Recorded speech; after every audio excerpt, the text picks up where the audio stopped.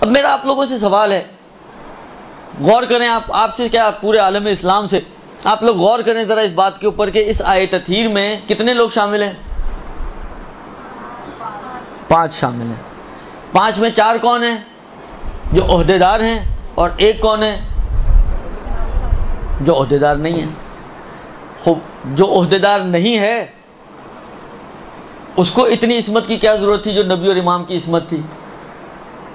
بھئی نبی اور امام میں تو اس لیے عصمت کی ضرورت تھی کہ بالآخر ایک وثوق پیدا ہو سکے دین و شریعت پر، لیکن یہ تو نہ نبی ہے نہ امام ہے، تو ظاہری طور پہ تو ان کے جو ہم کم سے کم ہماری سمجھ میں تو نہیں آ رہا کہ کوئی عہدہ ہونا چاہیے۔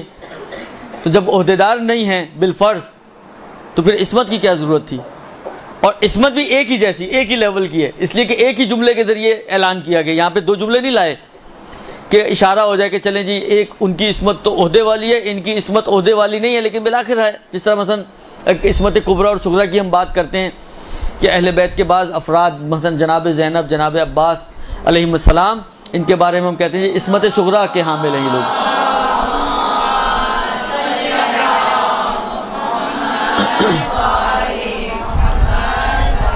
عصمت صغریٰ کے حامل ہیں۔ اس قسم کی کوئی چیز اس آیت میں بھی ہوتی جو دلالت کرتی کہ ایک عصمت کبریٰ ہے، ایک عصمت صغریٰ ہے، اور جناب زہرا کے لیے عصمت کبریٰ نہیں بلکہ عصمت صغریٰ کا اعلان کیا جا رہا ہو، ایسا کچھ بھی نہیں ہے۔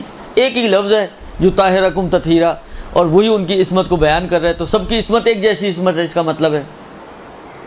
اب میں ایک مثال آپ کی خدمت میں عرض کرنا چاہتا ہوں، تھوڑا غور کیجئے گا اس کے اوپر کہ صحیح ہے، بظاہر ہمیں تو نہیں محسوس ہو رہا، لیکن ممکن ہے شاید ان کے پاس کوئی ایسا عہدہ ہو کہ جو ہمارے لیے مخفی ہو۔ دیکھیے، اب یہ ظاہری سی ایک مثال ہے جو میرے ذہن میں آ رہی ہے اس وقت، میں آپ کی خدمت میں عرض کر رہا ہوں۔ پولیس میں سب سے بڑا عہدہ کیا ہے؟ آئی جی۔ آئی جی سب سے بڑا عہدے دار ہے پولیس ڈپارٹمنٹ کا آپ کے، درست؟ اس کے نیچے پھر باقی سارے افراد ہوتے ہیں، ڈی آئی جی ہو، ڈی ایس پی ہو، ایس پی ہو، یہ سب اس سے نیچے ہیں۔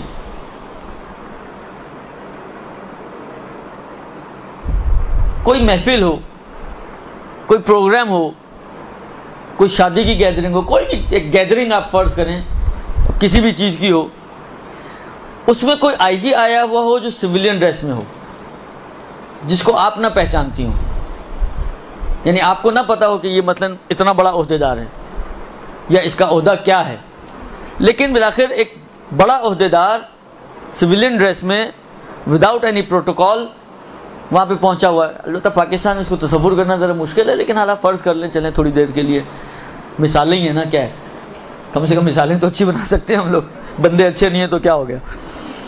خوب، حالا فرض کریں کہ معاشرے میں یہ کسی گیدرنگ میں موجود ہے، آپ نہیں پہچانتی، تو آپ کی ڈیلنگ اس سے کیسی ہوگی؟ ایک نارمل انسان جیسی، نہ آپ کو کوئی خوف لگ رہا ہوگا اس سے، نہ آپ اس سے کوئی ڈر رہی ہوں گی، ایک بالکل نارمل انسان کی طرح، بلکہ بعض اوقات تو نارمل سے بھی انسان نیچے لے جاتا ہے۔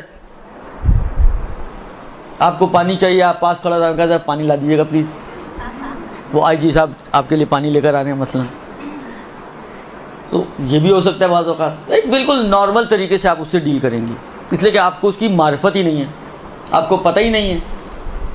لیکن تھوڑی دیر بعد آپ نے دیکھا کوئی ایس پی آ رہا ہے، وہ جھک جھک کے اس کو سلام کر رہا ہے، جس کو اپنے مثلا فرض کریں وردی میں ہو، تاکہ آپ کو بعد میں یہ نہ کہیں آپ کو ہمیں تو ایس پی کا بھی نہیں پتہ چلا، حالانکہ فرض کریں وردی میں ہے، یا آپ پہلے سے اس کو جانتے ہیں کہ یہ مثلا ایس پی ہے، یہ ڈی آئی جی ہے، یہ مثلا ڈی ایس پی ہے، مختلف عہدے دار آ رہے ہیں، اس کو سلام کر رہے ہیں، اس کا احترام کر رہے ہیں، تو آپ کو سمجھ میں آئے گا اس کا عہدہ کیا ہے۔ لیکن ایک چیز تو سمجھ میں آئے گی کہ بالآخر یہ بھی کوئی عہدے دار تو ہے، کیا ہے نہیں سمجھ میں آ رہا، لیکن جو بڑے بڑے لوگ آ کر اس کو آگے جھک رہے ہیں، اس کے آگے اس کا احترام کر رہے ہیں، اس کو سلام کر رہے ہیں، اس کے آگے پیچھے گھوم رہے ہیں، تو اتنا تو سمجھ میں آئے گا کہ بالآخر کچھ نہ کچھ تو اس کے اندر بھی ہے، اور ایسا ہے کہ اگر سلام کرنے والوں سے اوپر نہ ہو تو کم سے کم لیول کا آدمی ہے۔ جائے گا سمجھ میں یا نہیں آئے گا؟ چاہے آپ اس عہدے کو آئیڈینٹیفائی نہ کر سکیں کہ کون سا خاص پرٹیکولر عہدہ ہے، لیکن بالآخر آپ کو اتنا تو لگے گا کہ بندہ کوئی لیول کا ہے۔ خوب، اب آپ سے سوال میرا، ایک بی بی گھر میں داخل ہوتی ہے، رسول خدا پورے کھڑے ہو جاتے ہیں. اچھا کیا یہ باپ بیٹی کا احترام ہے؟ آپ سنت کی کتابیں لکھی گئی ہیں جس میں سنن نبی لکھے گئے ہیں، آپ اٹھا کے دیکھیں کہیں پہ لکھا ہے کہ سنت نبوی یہ ہے کہ جب بھی بیٹی داخل ہو تو آپ کھڑے ہو جائیں. اور ایک دوسرا یہ کہ اگر فرض کریں تھوڑی دیر کے لیے سنت ہوتی تو اس پوری کائنات میں اس سنت پر سب سے زیادہ عمل کرنے والا کون ہوتا؟ امیر المومنین ہوتے، جو خود یہ کہتے ہیں کہ رسول خدا مجھے ہر روز ایک علم کا باب، ایک علم نصب کیا کرتے تھے اخلاق کا، اور مجھے حکم دیا کرتے تھے کہ اس کی پیروی کروں، اس پر عمل کروں. تو اگر کوئی شخص سزاوار تھا کہ اس سنت کو زندہ کرتا تو وہ امیر المومنین کی ہستی ہے. مگر کیا امیر المومنین کی سیرت میں کہیں نظر آتا ہے کہ جب جناب زینب آیا کرتی تھیں، جب جناب ام کلثوم آیا کرتی تھیں تو امیر المومنین پورے کھڑے ہو جایا کرتے تھے؟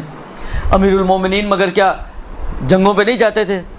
امیر المومنین جب مدینے سے باہر نکلتے ہوں تو سب سے آخری دروازہ جس پہ خداحافظی کرتے ہوں وہ جناب زینب یا ام کلثوم کا گھر ہو، اور سب سے واپسی پہ سب سے پہلا دروازہ جس پہ آیا کرتے ہوں وہ امیر المومنین کی انہی بیٹیوں کا گھر ہو.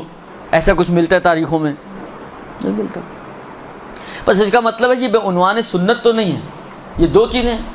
تیسری چیز یہ کہ اگر یہ سنت ہوتا تو چلیں ہمارے اندر بھی اختلافات ہیں. ہمارا ایک گروہ، اچھا ایران عراق کے علماء تھوڑے سے ایک طرف ہیں اور انڈو پاک کے علماء ایک طرف ہیں. کچھ چیزیں ہماری ناک کا مسئلہ ہے انڈو پاک کے علماء کا. اچھا ہم لوگ کسی صورت میں ماننے کے لیے تیار نہیں ہیں. انہی میں سے ایک یہ مسئلہ ہے کہ آیا رسول کی ایک بیٹی تھی یا ایک سے زیادہ بیٹی تھی. تو ہم لوگ تو وحدت بنت کے قائل ہیں اور اس بات کے قائل ہیں کہ رسول کی صرف ایک ہی بیٹی تھی جو فاطمہ زہرا ہے. جبکہ خود شیعہ علماء میں اچھے خاصے معتبر افراد ایسے ہیں کہ جو رسول کی ایک سے زیادہ بیٹیوں کے قائل ہیں، اور اہل سنت تو ہیں ہی ہیں. خوب اگر یہ سنت ہوتی تو کیا صرف فاطمہ کی نسبت ہونی چاہیے تھی؟ تو باقی بیٹیوں کی نسبت بھی ہونی چاہیے تھی. مگر کسی جھوٹی سے جھوٹی تاریخ میں یا جھوٹے سے جھوٹے راوی نے اس بات کو نقل نہیں کیا کہ جب زینب آیا کرتی تھیں جو رسول کی بیٹی کا نام ذکر کرتے ہیں، زینب آیا کرتی تھی جو رسول کھڑے ہو جایا کرتے تھے. اس کا مطلب یہ کہ قطعی طور پر یہ دو تین قرائن جو عرض کیا آپ کی خدمت میں، ان کی روشنی میں یہ ایک کوئی سنت نبوی کے عنوان سے نہیں تھا. باپ بیٹی کا احترام نہیں کر رہا ہے. اب اگر باپ کھڑا ہو رہا ہے کسی شخص کے لیے، کسی بیٹی کے لیے، فاطمہ زہرا کے لیے،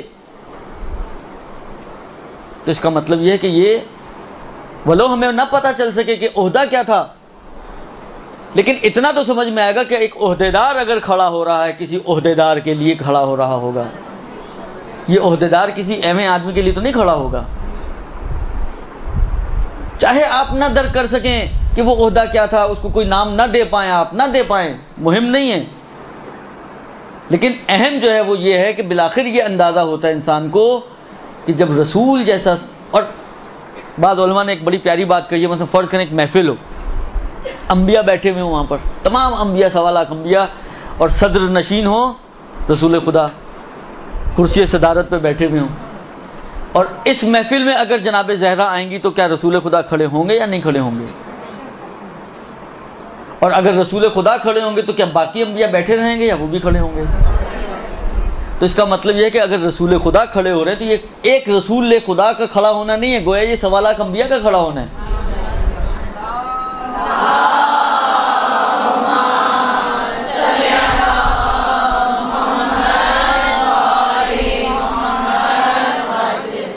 یہ 1.25 لاکھ انبیاء کا کھڑا ہونا ہے. اب سوچے انسان کہ کیا عہدہ ہوگا اس فاطمہ زہرا کے پاس کہ ایک نہیں 1.25 لاکھ انبیاء جس کا احترام کر رہے ہوں.